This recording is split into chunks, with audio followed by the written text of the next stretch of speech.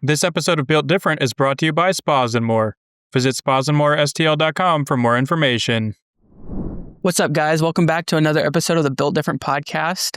We're changing it up a little bit today. I'm going to do a little Q&A, talk about some of the shooting, kind of where I'm at with the podcast. So hope you enjoy. So the first question I have, what's something most people don't know about the night you were shot? So I guess for that question, there's a lot still about that night that I don't even know. But I think the biggest one is the back and forth of whether I was going to make it. There was a lot of different miracles that happened. From the start of it, I shouldn't have made it. And then it ended up, hey, he's just going to lose his left leg. And then, hey, he's going to keep his left leg, but we don't know what he's going to be like mentally. So I think that's a big one for me. I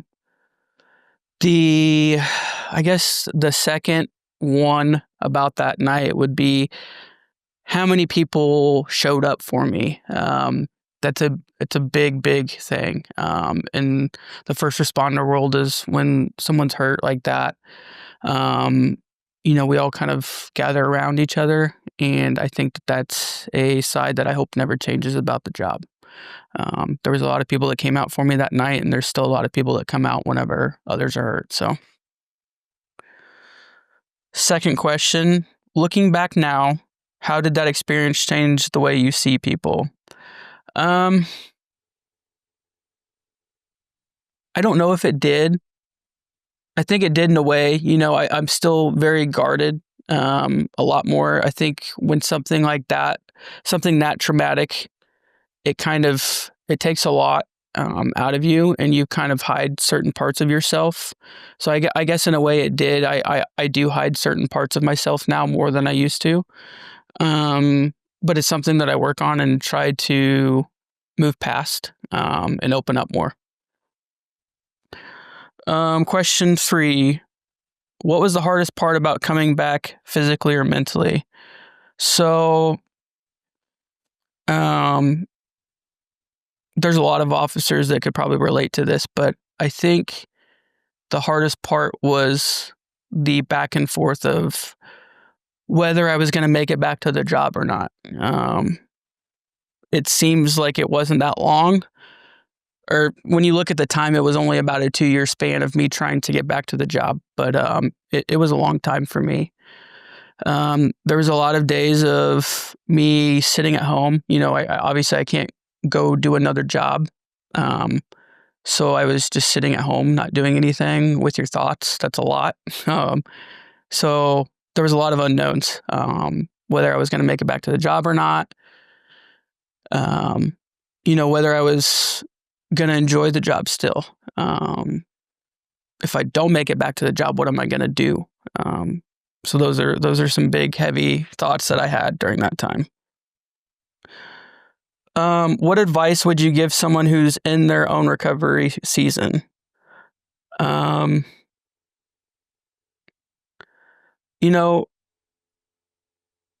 lot of mine was a mental. I had a lot of physical stuff, still do, but a lot of mine was definitely mental. And it still is today. I get a lot of, you get alone with your thoughts and you start thinking about all sorts of aspects about, the shooting, about what people think about you, what people think about the shooting, where your life's at now. Could I have kept trying to get back to the department? All of those things. And the best thing I can tell you is just to take it day by day. I have good days and I have bad days, even to this day. This happened in January of 22. It's, 2025. And I still have those thoughts every day. And I don't foresee them going away. So that I guess that's my greatest advice to you is just take it day by day and understand that those thoughts are always going to be there. You just have to know how to live with them and work with them. What does Built Different mean to you now compared to when you first started the show? So, a little background about how I came up with the name Built Different. When Nathan and I were first shot, our sergeant and my squad, they came up with the phrase Built Different. When it seemed like, Nate and I were making such great strides in the hospital and stuff, they came out with this and they sold a bunch of shirts and gave us the money. It's kind of a thing that just happens. But they came up with this saying, like these guys really are built different. And we kind of embraced that. And when I wanted to start this show, I wanted to name it that because I wanted it to not only be my thing or Nathan's thing, I wanted it to be all of the first responders' thing. I want them to feel like sharing their story shows that they really are built different, that they're going out every day, doing the job that I can no longer do, but they can. And I want them to understand that that in itself makes them built different. How do you keep yourself grounded when life feels heavy? A lot of it is my family, my wife.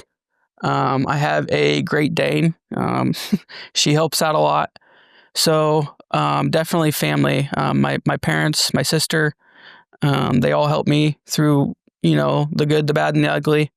There's a lot of ugly sometimes, and there's a lot of good. And sometimes we're in between. So definitely family. If you don't have a good family support system and you're a first responder or just, a regular person, I think that you should definitely look into something, because even having friends that act as family is important. Having someone that you can go and share everything about it's important. So, what's one mindset shift that's completely changed you day to day? So I'll kind of talk about my mindset going to work when I was a cop.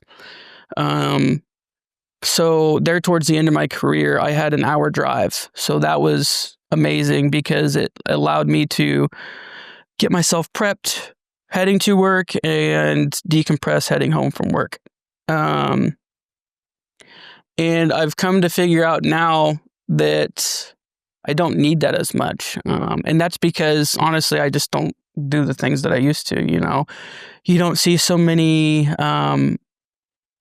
deceased people. You don't see so many people that are struggling in life, at their lowest. So I guess that's kind of changed my my kind of standoffishness that, first responders kind of get a little bit because of they see so much of it. I think that's something else about my mindset that has changed. I've definitely become more focus driven. Not that I wasn't as a cop, but most of my focus was on being a police officer or being in the military. Now a lot more of my mindset is about family, friends, and helping first responders.